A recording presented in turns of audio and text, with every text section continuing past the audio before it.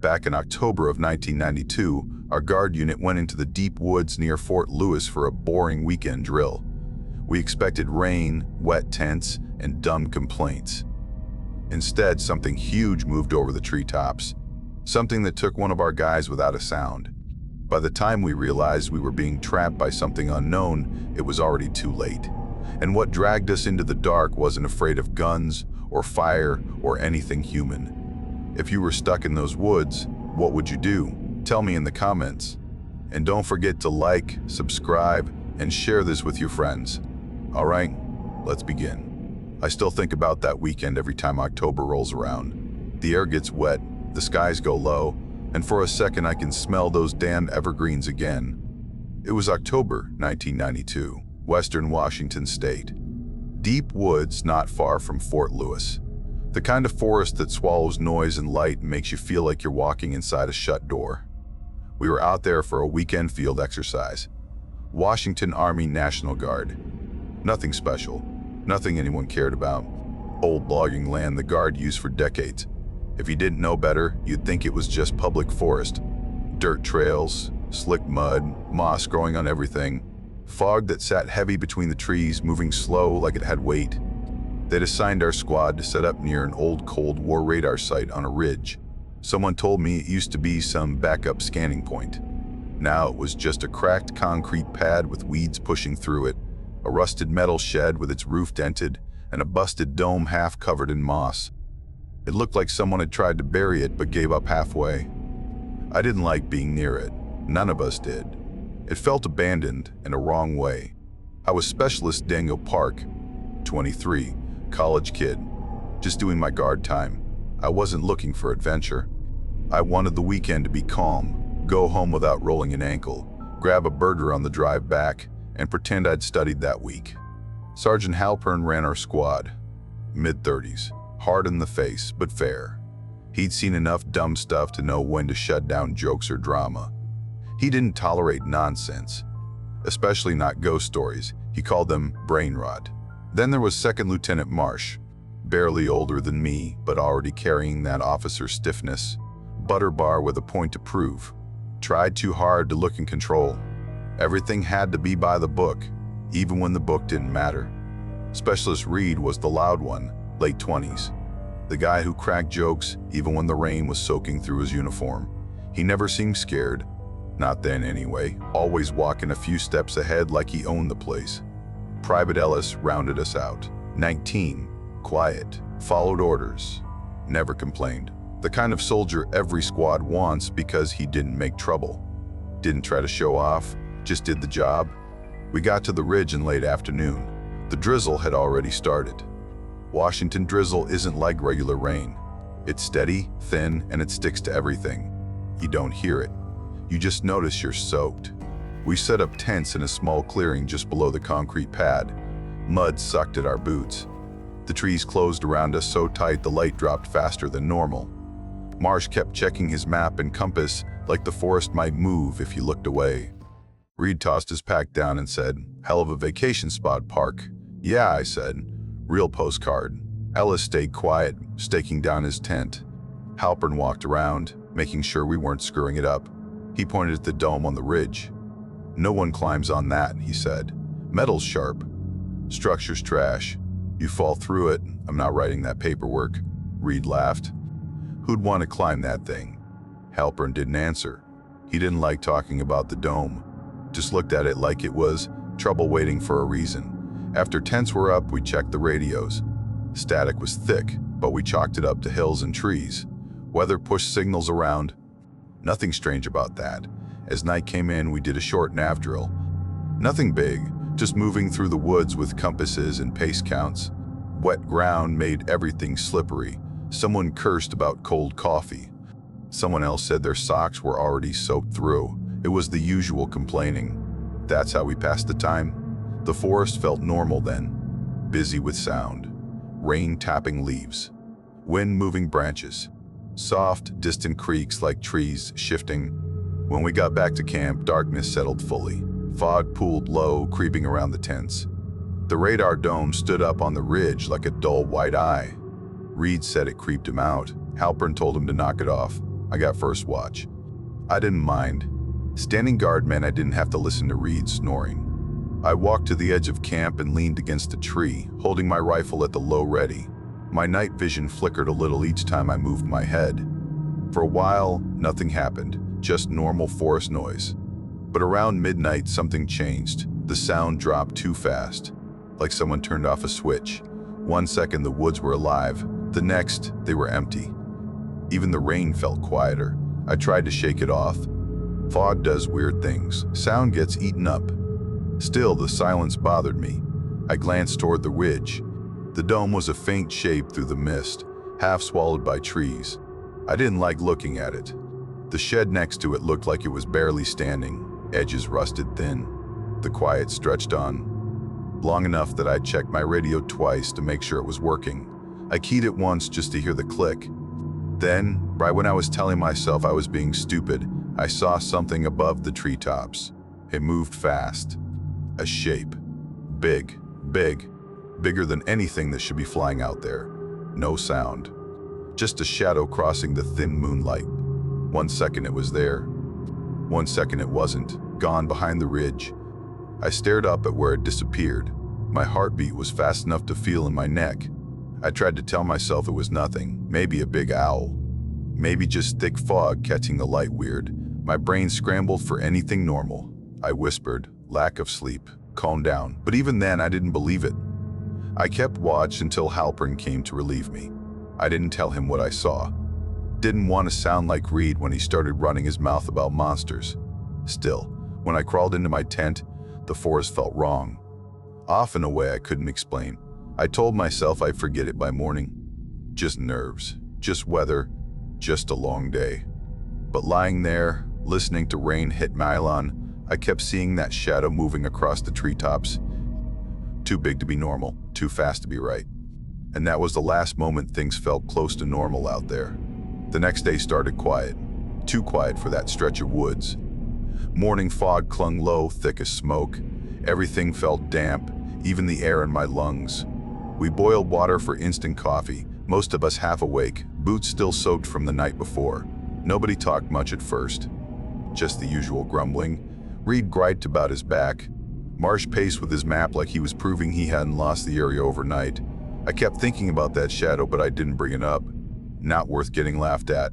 Right before we broke off for the day's training, it happened, quick but clear. A shadow passed over us, clean, 1 full second. The moon wasn't out, but the sky had a thin break in the clouds. Enough light to see things shift. The brightness just winked out and came back like someone pulled something huge across it. No flap of wings. No big whoosh. Just this soft, leathery rush in the air, like someone ripping a tarp through the wind. Reed froze. "You all see that?" A couple guys chuckled. "Called it a big owl." Marsh said, "Focus," in that stiff tone he used when he didn't know what the hell to do. I didn't laugh. My stomach felt tight. The shadow was too big, too clean, too damn deliberate. We started our morning checks. I was paired with Ellis to walk a quick perimeter. Wet ground made tracks easy to spot. Deer, raccoon, whatever else lived out there, normal stuff. But then Ellis stopped. Park. Look. Near the radar site, right where the moss met the broken concrete, were prints. Big ones. 3 toes. Deep in the soil like whatever made them was heavy as hell. I crouched to look. Bear? Ellis shook his head. Bears don't walk like this. He pointed at the stride. The prints didn't wander like an animal sniffing around. They marched straight, purposeful, leading right toward the dome. I didn't like it. None of it looked like something that belonged in those woods. The spacing alone meant whatever made them was tall. Ellis swallowed. It went right up to the dome. "Yeah," I said. "I see that. We didn't call it in, not yet." Marsh would have blamed weather or boots or God knows what. Halpern might have taken it seriously, but I wasn't sure. Nobody wanted to be the reason we delayed the schedule. Back at camp, radio started acting weird. Little bursts of static popping through when we were near the ridge. Marsh blamed terrain. Said the hills always did this, but I'd camped in those woods before. I'd never heard static like that. Short bursts, almost patterned. The dome didn't smell right either. Up close, it had this metallic stink, like wet pennies and rusted iron mixed. Old metal had smells, sure, but this was strong enough I tasted it in the back of my throat. Reed cracked a joke about bat demons living in the dome, but he kept glancing at the sky every few minutes. That wasn't his normal behavior. He wasn't afraid of anything, except now he looked like he was waiting for something to swoop down. I kept trying to push it aside. I didn't believe in monsters or cryptids or the crap people whispered about in the barracks. But I believed in patterns, woods going dead silent, massive shadows with no noise, tracks that didn't belong to anything in North America. It felt wrong. Felt like maybe we'd stepped somewhere we shouldn't be. At one point I walked near the concrete pad alone, just checking gear lines. The wind shifted, cold and sudden, brought that metallic smell stronger, like the dome was breathing out. Part of me thought about calling in a safety inspection. Old structures were dangerous. Could have said it straight. No talk about prints or shadows. But even that felt stupid. Marsh would have written me off as jumpy. I didn't do it. I told myself I'd wait. See if anything else happened. It did. That night, weather got worse, fog thick, air cold. Our small lantern lights didn't go far. The forest pressed close, like the trees were leaning in. I was lying in my tent when I heard it. 2 slow thumps on the dome, heavy ones. Not falling branches, not wind, weight hitting metal, then claws. Soft dragging, controlled, as if something was testing the surface. I slid out of my sleeping bag and grabbed my light. My hand shook a little. I told myself to knock it off. Just an animal.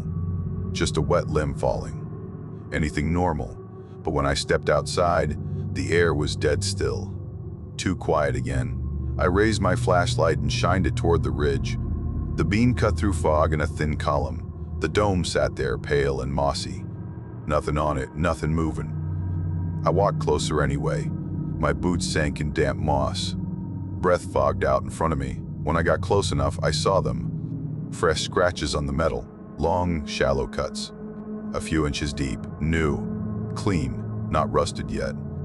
I ran my thumb over one, edges sharp. Something had raked across it with pressure. I stepped back and scanned the trees. Nothing, no sounds, just silence. I went back to the tent slow, listening for anything following me. But there was nothing, not even the usual forest clicks and chirps. When I crawled back inside my tent, I lay awake, waiting for more sounds, waiting for anything. But the woods stayed silent until dawn. And by then, I knew something was out there. Something big, something watching us.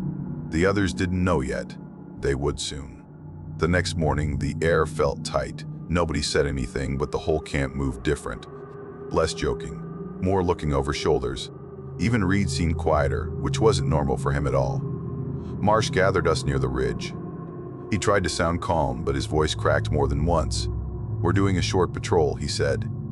"Confirm there's no wildlife hazard. Keep spacing, keep eyes open." Halpern stood beside him, arms crossed, jaw clenched. He didn't like this plan, but he wasn't fighting it either. Ellis took point. He always did. He was steady, quiet, didn't overthink every step like some guys did. I carried the radio in the middle. Reed and another soldier trailed the back. We headed north along a narrow game trail. Fog moved between the trees in long sheets. Everything looked half-formed until you got right up on it. Mud sucked at our boots. The forest sounded distant, like it was holding its breath. About 20 minutes in, Ellis lifted a hand. Stillness. We froze. He whispered into the radio, movement ahead. Before Marsh could answer, the radio made a sharp click, like someone cutting the line mid-breath. "Ellis, say again," I whispered. Nothing. Halpern signaled forward. We moved fast but careful, rifles up, scanning, legs shaking a little without permission. We reached a stretch of trail where Ellis should have been. His footprints went a few more steps ahead, then just stopped. Completely. Like he stepped off the damn earth. No drag marks, no stumble. "Just gone," Reed muttered. "No way." Halpern scanned the tree line. "Look for sign. Spread out. Slow." I felt my throat close up. I'd seen soldiers get lost, injured, even wander off in panic during night drills. But I'd never seen footprints just stop. A little further ahead, there was a broken branch hanging high above us, over our heads. Snapped clean, like something heavy moved through it. Reed pointed up. What the hell reached that? We found a piece of Ellis's vest strap snagged there. Torn, like it got caught while being yanked hard. The height didn't make sense. None of it did. Something must have lifted him. No blood, no sign of struggle, just an absence big enough to choke on. Marsh kept trying to call Ellis on the radio. His voice was shaky now, cracking in a way that made my stomach twist. Halpern finally said, "We're heading back." Now, no one argued. When we got to camp, everyone was on edge. Even the fog seemed thicker, like the woods wanted us trapped. I took a position facing the ridge with the night vision gear, just trying to keep watch while Marsh and Halpern argued behind me in low tones. Night dragged in slow and heavy. Every sound felt sharp and close. My hands were sweating even though the air was cold. Then I saw it. Through the night vision, up on the ridge near the dome, a shape stood, tall, taller than any man, shoulders wide. The outline looked like a person wearing a long cloak that hung wrong. Too long, too heavy, and it had something folded behind it, wings, or something shaped like wings, pressed tight. The eyes were the worst part. Night vision kicked back this bright reflection, two hard points staring straight at us, not blinking, not shifting, just locked. I whispered, "Halpern, on the ridge." He moved beside me, took the goggles, looked. For a second his breath stopped, and then the figure dropped. Straight down behind the ridge, too fast for something that size. Like gravity didn't work the same for it. Halpern lowered the goggles slowly. "Nobody goes alone," he said. "Pairs from now on. Tight watch, stay in the light." Reed leaned close to me and whispered, "Something took Ellis like he was nothing." I didn't answer, because he was right, and I didn't know what to do with that. We tried to settle in, but nobody slept for real. The air felt electric, charged with something we couldn't see. Around 2 in the morning, it started. A sound rolled through the trees. I don't know how to describe it. Half screech, half roar. Not like any animal I'd heard in those woods. Too deep, too wide. Like the trees themselves were vibrating with it. Everyone jerked awake. Flashlights clicked on. Rifles pointed nowhere and everywhere. Marsh shouted for calm, but his voice cracked again. Something big moved along the tree line, just out of view. Branches shook hard, snapping. Then silence. Then movement again, closer. A soldier swore under his breath. Another said he saw something between the trees, high, above eye level, gliding or shifting. Nobody fired. The fear was too heavy. Like firing would make whatever was out there commit to something worse. Halpern's voice carried low but firm. "Nobody moves. Nobody wanders. Stay tight." We stood in a loose circle, rifles trembling, lights cutting through fog like wheat knives. Something out there paced us. Watching, waiting. Every few minutes I caught a glimpse of movement, a tall shadow slipping between trunks. A quick shape above us, shifting branches. It wasn't rushing us. It was circling. It was circling. Just like last night on the dome. I kept thinking about Ellis's track stopping, about that broken branch so high up, about the scratches on the meadow, about the shadow moving too fast to be anything normal.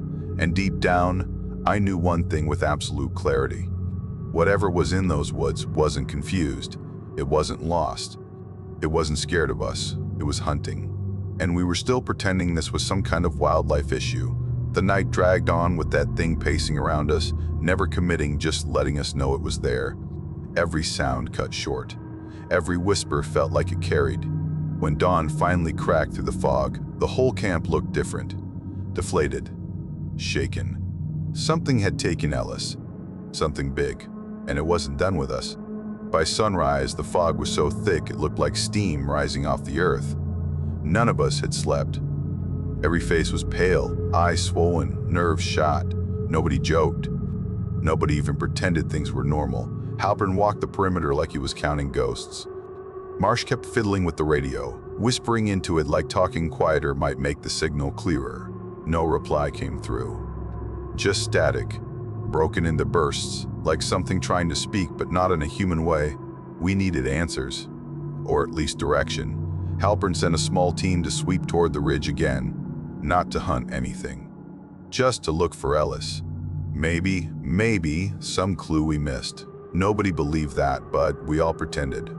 I went with them. The air felt cold in a way that had nothing to do with weather. Wet ground sucked at our boots. Trees closed around us.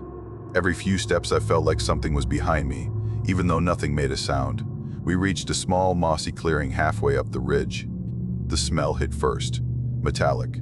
Damp. Wrong. I'd smelled rust and old blood before, but this was sharper. Like something had been sitting in the cold too long. On a stump in the middle of the clearing sat Ellis's helmet and his rifle, placed neatly. Not dropped, not scattered. Placed, as if someone wanted us to find them. Reed whispered, "No way he left that on his own." The rifle's metal was dented along the handguard. 3 deep punctures, one on each side, one near the front. Like something gripped it, squeezed, and the metal lost the fight. I lifted the helmet. A dark smear streaked the inside edge. Thick, almost black in the low light. Not enough to prove anything. Enough to make my stomach knot. Halpern stared at the gear, jaw working. "This is a warning," he muttered. Marsh tried to regain command when we got back, but his voice had no weight now. The men were whispering, arguing. Some wanted to pack up and move out immediately. Others said we should hold position until guidance came through. Fear made every word sharp. "We need a controlled withdrawal," Marsh insisted. "We don't abandon our site without orders." Halpern snapped back. "We don't stay here and wait to get picked off." I watched both of them and understood the truth. Neither wanted to say. We didn't have the numbers, the information, or the ground advantage. The forest belonged to whatever had taken Ellis. A heavy silence fell over the camp as the day dragged. Nobody ate much. Radios popped with static every few minutes. The dome on the ridge seemed to loom closer each time I looked at it. As evening crept in, fog thickened again. The air felt heavy enough to push against our skin. We were gathering near the trucks when it happened. A crack sounded in the trees behind us, sharp, sudden, like something dropping from a height. Then a scream. One of the soldiers, Miller, jerked backward. His boots dug twin trenches in the mud as something yanked him fast into the brush. So fast none of us saw what grabbed him. Halpern shouted, "Eyes up! Move!" We ran toward the sound. Branches snapped violently ahead. Something big was dragging Miller deeper. His scream cut short into a choked gasp, then nothing. We reached the spot he was pulled through. Mud torn up, branches shredded, no Miller. Reed stood beside me, shaking. It took him like he was a toy. In the trees beyond, something crashed away, heavy and upright. The trees shook one by one in a straight line, as if something tall was running through them, not caring what it hit. The smell rolled back over us. Wet fur. Ammonia. Old blood. Marsh backed up until he hit a tree. "What the hell is that thing?" Nobody answered. There was no good answer. The forest went quiet again, a silence so deep it felt like the whole world froze. We pulled back toward camp, steps fast and uneven, every man looking up as much as ahead. Anything could have been above us. Anything could have been watching. By the time we regrouped, morale was shattered. A couple soldiers were shaking so bad they could barely keep their rifles steady. Reed knelt beside one of the trees near camp and said, "Park, look at this." I walked over. On the trunk were 3 long claw marks. Deep, clean, set high right at my eye level. Not a random swipe, not a panic strike, a message, a warning. I touched the grooves. The wood was fresh split, sap still wet. Whatever made them had done it only minutes ago. Halpern saw them too. His eyes hardened. "It's letting us know it's close." And not scared, nobody argued. The light died fast. Night came like someone dropped a curtain. Fog swallowed the camp until our lanterns looked weak and shaky. We huddled tighter than before. Marsh kept whispering into the radio. "If anyone hears this, respond." "Anyone," his voice cracked again when the only answer was static. I sat near the edge of camp, hands shaking around my rifle. My nerves were shot but alert in a way that hurt. My eyes drifted to the ridge. The dome was just a shape in the dark, but I swear it looked different, like it was leaning or shifting slightly even though it wasn't. A shape moving behind it maybe, something perched, watching. We weren't alone. Not for a second. When the wind finally moved, it carried that metallic scent again, Thick, heavy, close. I whispered to myself, it's testing us. Same way it tested that dome. Somewhere out in the dark, a branch cracked, slow, deliberate. We snapped to aim, but saw nothing. Another sound, closer. Something moving between trees with purpose, not rushing, not stumbling, just letting us know it was there. It didn't need to attack again yet. It had already taken 2 men. It knew fear did half the work. Reed whispered, voice trembling for the first time since I'd met him. It's playing with us. He was right. Whatever was out there was hunting. But it wasn't rushing the kill. It was controlling the forest, controlling space, herding us like cattle. And we were still pretending we had a say in what happened next. When the last lantern flickered low, Halpern spoke in a low voice. Everybody stay sharp. We move at first light, fast. But I already knew morning wasn't going to save us. The thing in the woods wasn't limited by dark. It was just bolder in it. And we were running out of time. Morning hit slow. Gray light leaked through the fog like a dying flashlight. Nobody talked. We were all listening for anything moving out in the trees. Every twig crack felt like a warning. Halpern pulled us in tight. Marsh stood beside him, but for the first time since we got there, Marsh wasn't calling the shots. His hands shook too much. We're not waiting, Halpern said. That thing took 2 men. We're not losing more. Marsh looked like he wanted to argue, but he didn't. His face was pale. He nodded once, stiff. Halpern laid out the plan. Simple, practical, nothing fancy. We'd set a trap. A slow down, not a kill. Trip flares strung between trees. A couple of directional mines pointing at the most likely approach pass. Then we'd move as a group toward one of the logging roads where we could get better radio range and maybe call for help. Stay tight, Halpern said, eyes up more than forward. It likes the high angle. Nobody said it out loud, but we all knew the truth. We weren't trying to beat this thing.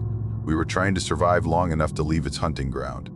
We moved fast but careful. Fog soaked our uniforms. The forest felt too still again, like it was waiting. Reed set a trip flare line between 2 thick pines. Think this thing's dumb enough to hit this? No, I said, but maybe it'll test it. Reed didn't laugh. That was when I realized he wasn't joking anymore. He was scared straight through. Marsh helped plant one of the directional mines. He tried to keep his hands steady, but they weren't. Halpern had to step in twice to make sure it wasn't angled wrong. The last thing we needed was one of our own getting shredded. When the setup was done, Halpern motioned us to take positions. We crouched behind logs, trees, whatever cover we could find. The air felt heavy enough to crush us. Minutes passed. Maybe hours, hard to tell. Fog made everything look close and far at the same time. Then snap. The flare line tripped. White fire burst between the trees, lighting up the fog. Shadows leapt in every direction. For a split second, I saw something huge cross the flare line. Too fast to track. Just a mass of wings and thick shoulders slipping between flashes of light. The mine detonated a heartbeat later. The blast shredded brush and kicked dirt into the air. A heavy body slammed backward into a pile of rotten logs with a crack loud enough to shake my teeth. We held breath. No one fired. We waited. The thing twitched, then moved. Slow at first. A shoulder lifting. A wing stretching. I heard Reed whisper, "No, no, no, no." It stood. Not like a wounded animal. Like something pissed off we dared slow it down. Fog rolled off its wings as it rose, tall and wide. The shape was wrong. Thick torso covered in rough fur, arms that were too long ending in hooked claws. The wings looked like stretched leather patched together, twitching in small, angry movements. The head, God, the head was wide at the mouth, with a blunt snout and torn-looking ears. Its eyes reflected the fading flare light like metal catching fire, cold. Focused, it let out this low growl that felt like it came from the ground under our boots. Halpern didn't freeze. "Move!" Now. We pulled back in a tight wedge, rifles up but not firing yet. Wet ground made every step risky. Slippery roots, mud pits, fallen branches. We stayed together, breathing hard, light swing and shaky arcs. The creature didn't rush. It moved parallel to us, keeping pace through the trees like it was hurting us. Every few seconds I caught glimpses, wings folding and unfolding, claws gripping a trunk, eyes shining between branches. The radios crackled with broken static again, worse now. The closer we got to the ridge, the worse it got, like something in the air itself was interfering. Or maybe that old radar site wasn't as dead as it looked. Marsh kept trying to call for higher command. "This is Marsh, requesting." Static cut him off. We kept moving, step after step, fog smothering every bit of sound except the creature's slow circling. It was playing with us, keeping pressure on the outer edges of the group. Reed whispered, "It's trying to split us. Stay tight," Halpern said. "Nobody breaks." We moved downhill toward the logging road. The forest opened slightly. Less underbrush, more sightlines. But it also meant fewer places to hide. Twice I saw the creature leap between trees, not climbing, not flying, more like gliding in sharp downward angles. Weight hitting branches hard enough to shake them. The ridge static got so bad the radio sounded like it was screaming. I pushed ahead with Halpern, trying to get us to that open stretch of road. The fog thinned as we went. Trees spread further apart. The ground hardened beneath our boots. A bit of hope flickered in my chest. "We're close," Halpern said. "Keep it moving." Behind us, something thudded against a trunk. Bark rained down. Marsh looked back and whispered, "It's right behind us." But we didn't turn. Turning meant freezing. Freezing meant dying. When we finally reached the logging road, the relief was so strong I almost dropped to my knees. A long, muddy stretch ran east and west. Open, enough space to see something coming. We stepped onto the road fast, forming a rough half-circle toward the trees, rifles ready. Then it landed. A crack split the air, sharp and violent, like a tree snapping in half. Something heavy hit the road ahead of us, spraying mud in a wide arc. The creature stood there in full view. Wings folded behind it, shoulders rising and falling with each breath, eyes burning in the dim light, mud dripping off its claws. It had blocked the only clean escape route. Halpern raised his rifle slow. "Back up. Don't run. Back up." Nobody wanted to move. Fear pinned us in place. The creature's wings twitched, spreading a little, like it was warming up. It tilted its head slightly, like it was thinking. Then a deep sound rolled from its chest. Not a roar, not a hiss. Something in between. Something that made my bones vibrate. Reed whispered, "We're dead." "No," Halpern said. "We're fighting out of this." But looking at that thing, I didn't know how. Its claws flexed. Its wings stretched wider. And that logging road suddenly felt like a trap. The creature stood in the middle of the logging road like it owned the ground, mud packed around its feet. Its wings stretched out, slow, deliberate, wider than any truck I'd ever seen. The air felt heavier just from it being there. The eyes caught what little light we had and glowed like hot metal. The kind of brightness that didn't blink, didn't soften. No one talked. No one breathed right. Reed whispered, "Jesus!" One of the younger soldiers panicked first. He snapped his rifle up and fired. The crack echoed down the empty road. Round slapped into the creature's chest and shoulder, but it didn't drop. It flinched like someone shoved it, then fixed its eyes on him.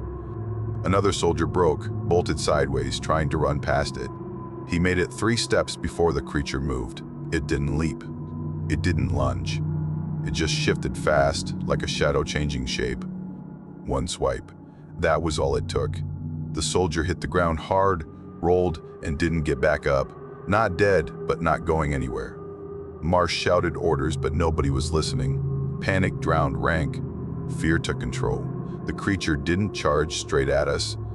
It stepped forward once, then angled sideways, wings half open, hurting, like it wanted us off the road, back into the trees, away from open ground. It was smart, smarter than any animal. "Back up," Halpern yelled. "Back up, don't scatter." But we were already breaking apart.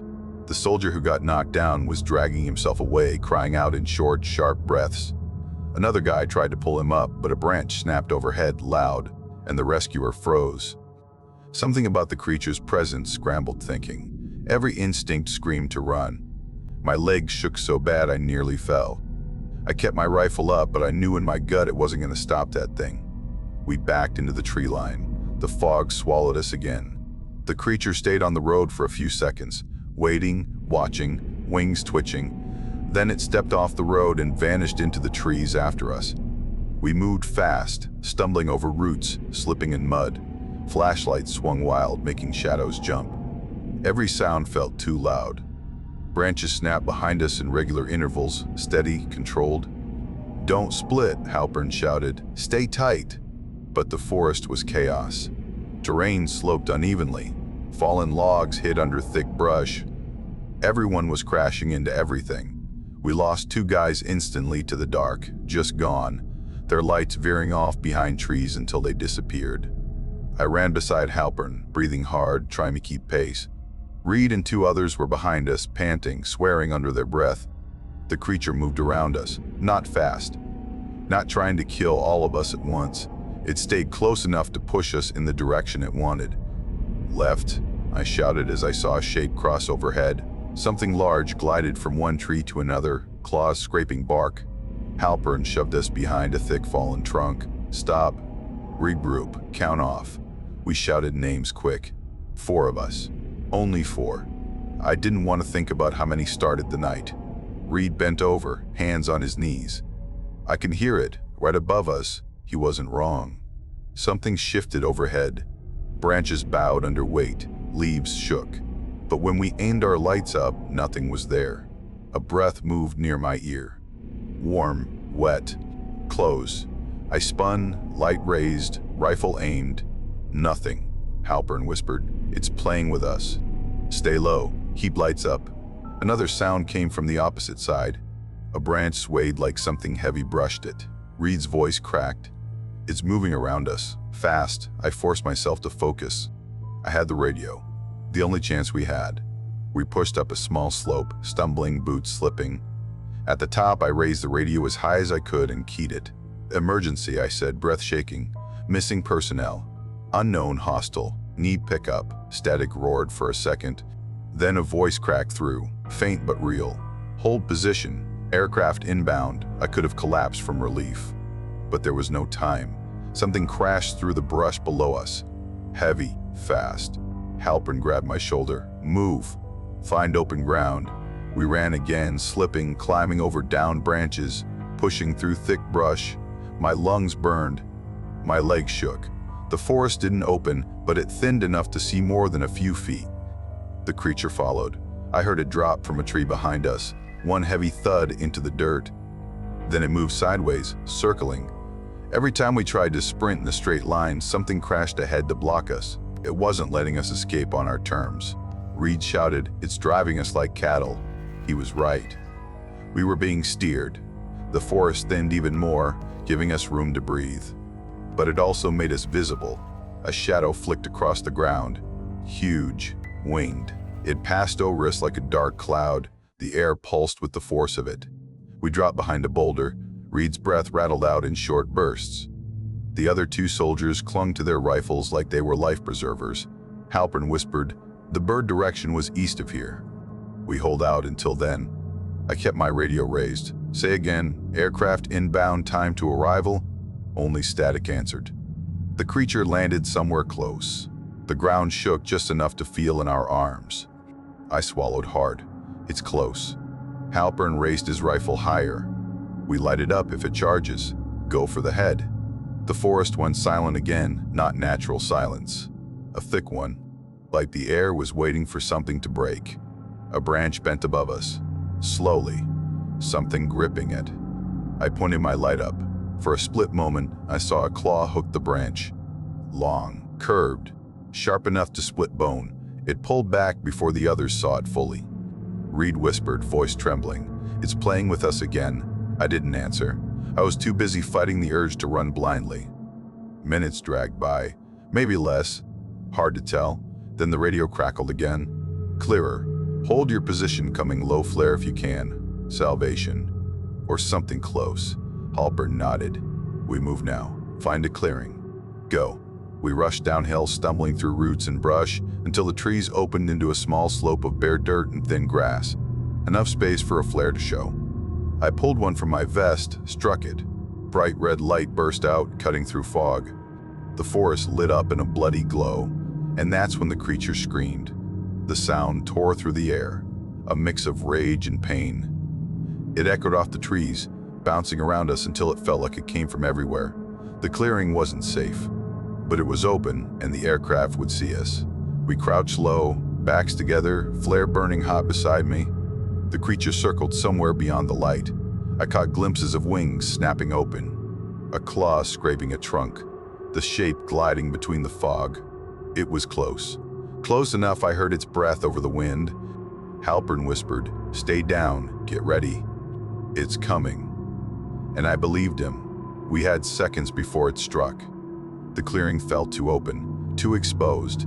Fog drifted in slow sheets across the ground, thinning just enough to show shapes, but not enough to make anything comforting. The flare burned at my feet, the red glow bleeding into the dark, making every branch look like it was dipped in fire.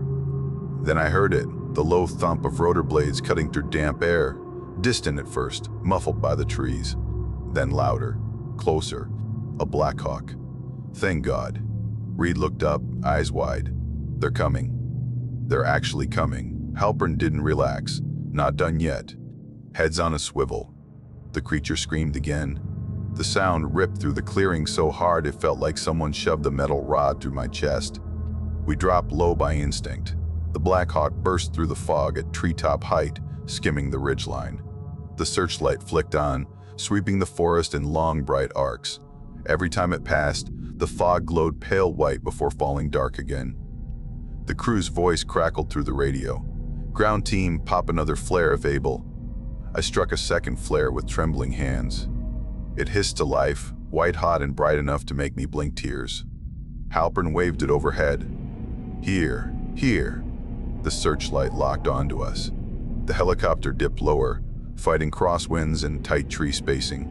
The rotor wash blasted the fog apart in bursts, shaking branches violently. "Move," Halpern yelled.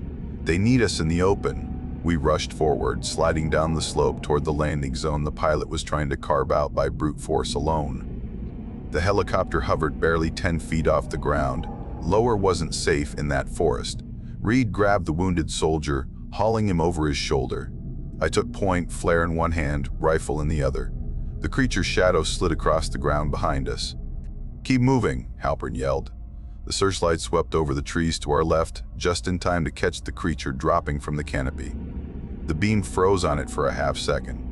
That was the clearest look I ever got. Thick shoulders, fur matted against skin, wings folded tight but twitching, claws curved like hooks on a crane, its mouth wide, blunt snout snarling, ears torn at the ends. And those eyes, lit up bright under the searchlight, shining like molten metal, it screamed and lunged toward the helicopter.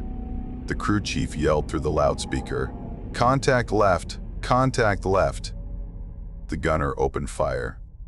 Long bursts. Tracers snapped through the trees, slamming into the creature's torso. Bits of fur and dark fluid sprayed, but it didn't drop. It grabbed the landing skid with one claw and slammed its weight into the Black Hawk. The whole aircraft listed hard to the side. The searchlight swung wildly. The pilot fought controls, shouting something we couldn't hear over the engines and chaos. "Go." "Get to the door," Halpern shouted. Reed and I dragged the wounded soldier forward. The side door was open, crew chief waving us in, reaching out. The creature clawed at the helicopter's belly, metal screeching. Engine strain cut through the air. The pilot shouted, "Get it off." The gunner kept firing, rounds chewing into the creature's side. It finally released its grip and dropped, slamming into the mud. Rolled, then stood straight again. It hated the light. Its eyes flicked away from the searchlight beam every time it hit them, wings twitching violently. Halpern shouted, "It's the light, blind it." I shoved the flare toward its face as it advanced. The creature recoiled hard, screeching, head jerking away. It clawed at its eyes, stumbling. Halpern yelled, "Do it again." I pulled another flare from my vest, didn't even think, and struck it with shaking fingers. It burst bright. I hurled it at the creature. The flare smacked its chest and bounced off, but the light hit its face again. It screamed louder, covering its eyes with both wings. "Get him in the bird," Halpern barked. Reed and I hauled the wounded soldier up to the crew chief. The rotor wash blasted my face with dirt. The helicopter strained against the weight and the wind and the tall trees boxing it in. The creature staggered, wings twitching. Then it lunged again. The gunner raked it with another burst. Halpern threw a flashlight directly at its face. Another soldier tossed a small marker light. Every bright thing we had was aimed at it. The helicopter crew swung the searchlight full force into its eyes. The beam hit dead on. The creature shrieked. Wings snapped open wide, almost convulsing. It reeled back, stumbling into a dead tree hard enough to split it. The tree cracked in half and fell sideways. "Everybody on," the crew chief yelled. Halpern shoved me toward the door. Go. I climbed inside, dragging myself up by the gunner's harness straps. Reed was already pulling the wounded soldier deeper into the cabin. The other two climbed in behind me, shaking so bad I could see their rifles bounce against their vests. Halpern was the last one outside. "Come on," I shouted. The creature launched itself again. Straight at him. Halpern fired a full magazine into its face. It wasn't enough. I grabbed a flare from the floor of the helicopter, one of the crew's emergency kits, and struck it. It burned hot white. I leaned out the door, wind smashing my face, and hurled it at the creature. It hit dead in the mouth or damn close. Light flooded its throat. The thing recoiled so violently its wings smacked together. It screamed in a choking, guttural roar, flailing backward. "Get in!" I yelled. Halpern grabbed the door frame and pulled himself inside just as the pilot screamed over the intercom, "We're lifting." The helicopter shot upward, tilting sharply. Trees whipped past the open door close enough to touch. The crew chief slammed the door shut and strapped himself in. Below us, the creature staggered through the clearing, wings folding and unfolding like they were glitching. It looked up. Its eyes glowed even brighter, furious, full of hate. It spread its wings, crouched, and leapt. I thought it was going to reach us. For a half second, it was rising fast, too fast for anything that size. My stomach dropped, but the pilot banked left hard. The helicopter jerked, engines howling. The creature's claws missed the skid by inches. It dropped back into the trees, smashing through branches on the way down. Then the forest swallowed it whole. We climbed higher, higher, away from the ridge, away from the dome, away from that thing's hunting ground. Inside the helicopter, nobody spoke. The only sounds were the rotors, the engine strain, the wounded soldier gasping, and everyone's shaky breathing. Marsh sat against the wall, eyes wide and empty. He tried to say something, but his voice didn't come out. Reed pressed his hands against his face, shaking hard. It almost had us. It almost had us. Halpern leaned back, staring at the floor. Mud and blood streaked his uniform. He didn't speak either. I sat there, gripping a strap so tight my knuckles hurt, looking down at the endless dark forest below. It stretched out in every direction, black, silent, impenetrable. We didn't kill that thing. We didn't beat it. We escaped. Barely. And even then, as the helicopter carried us away, I knew deep down that the creature wasn't finished. Not by a long shot. Fort Lewis. No detours. No wasted time. The second the helicopter touched down, a group of officers and medical staff rushed out like they'd been waiting for us. Not normal medics either. These folks moved with purpose, eyes sharp. No small talk. They pulled us off the helicopter one by one, separated us fast, took the wounded away before we could even check if he was still breathing right. Marsh was led off by two stern-looking men in plain uniforms. Reed tried to follow but got stopped cold. "Everyone gets interviewed," one of the officers said. "Standard procedure." It didn't feel standard. They put me in a small room that smelled like old coffee and bleach. A single table, 2 chairs, no windows. A man walked in after a few minutes, clean haircut, calm voice, no rank on his uniform. He closed the door softly, like he didn't want to disturb anyone. He sat across from me and folded his hands. "You experienced confusion during a training incident," he said. "Weather, fatigue, and terrain can create false impressions. It happens." I stared at him. "Sir, something took our men. Something big." He didn't react, not even a blink. "You will write a statement," he said. "Describe what you remember clearly. Nothing about creatures or unusual threats. Only terrain hazards and weather complications." I shook my head. "That's not what happened."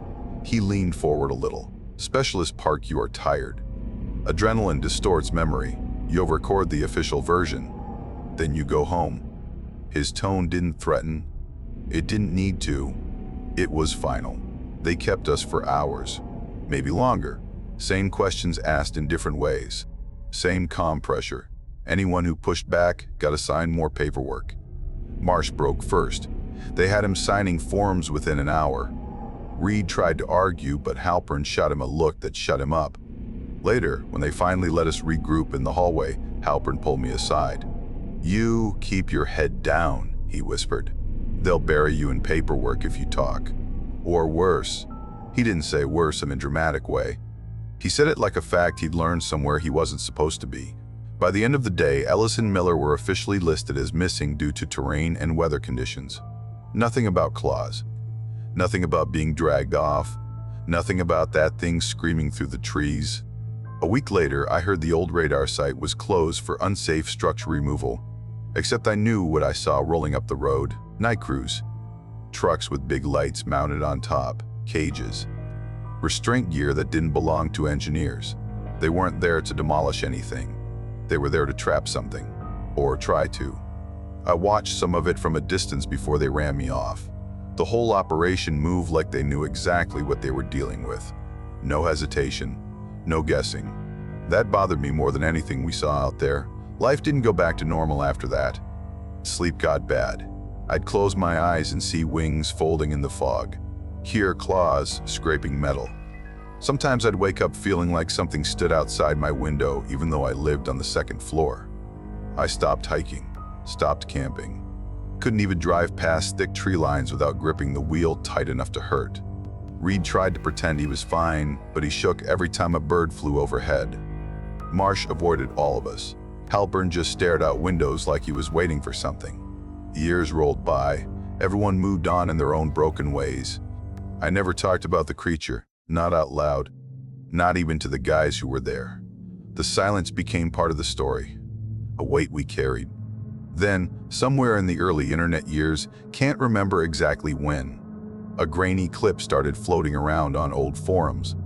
Some said it came from a training tape. Others said it was a helmet camera that got misfiled. Nobody could agree. But I recognized the footage. Fog, trees, a soldier shouting for someone to move, a flash of wings crossing the frame, then the camera jerking hard before cutting out. Most people online said it was fake, a hoax, some low-budget monster clip, but veterans recognized the gear, the voices, the terrain. A few messaged me privately. "Looks like something real," they said.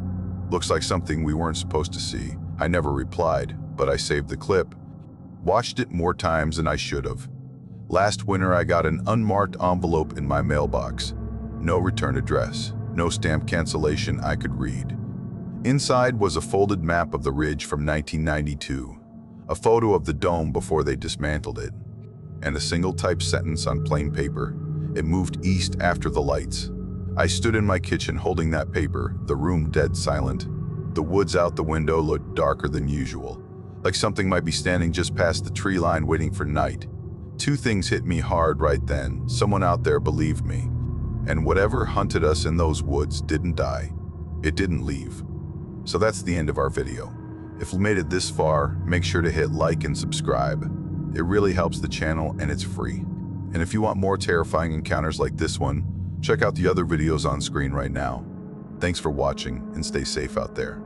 See you soon.